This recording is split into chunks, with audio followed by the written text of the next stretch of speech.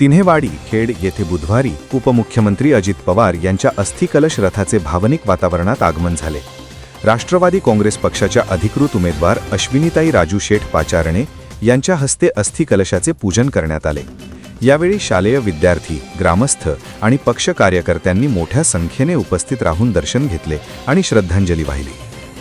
तिन्हेवाडी परिसरात यावेळी भावनिक वातावरण निर्माण झाले होते. अनेकांनी अश्रू ढाळत अजितदादा यांना भावपूर्ण श्रद्धांजली अर्पण केली.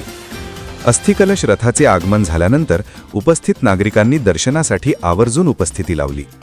पक्षाचे जिल्हा युवक अध्यक्ष निलेश थिगळे, रेटवडी पंचायत समिती गणाचे उमेदवार प्राध्यापक बापू चौधरी, महेंद्र वरकड, ग्रामपंचायत सदस्य प्रियांकाताई पाचारणे, माजी उपसरपंच सीमाताई आरुडे, पांडुरंग गायकवाड, संतोष नाना पाचारणे आदी मान्यवर व नागरिक यावेळी उपस्थित होते.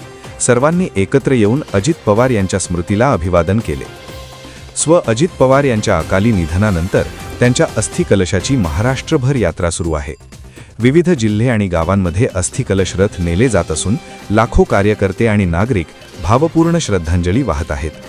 तिन्हेवाडीतील हा कार्यक्रमही त्याच श्रद्धांजली यात्रेचा एक भाग होता.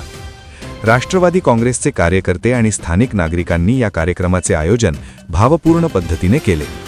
अजितदादांच्या विकास कामांचे स्मरण करत सर्वांनी त्यांच्या विचारांना पुढे नेण्याचा संकल्प व्यक्त केला.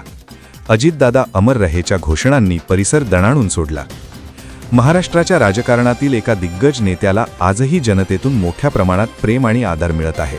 तिन्हेवाडीतील या भावनिक क्षणांनी ते पुन्हा एकदा सिद्ध झाले.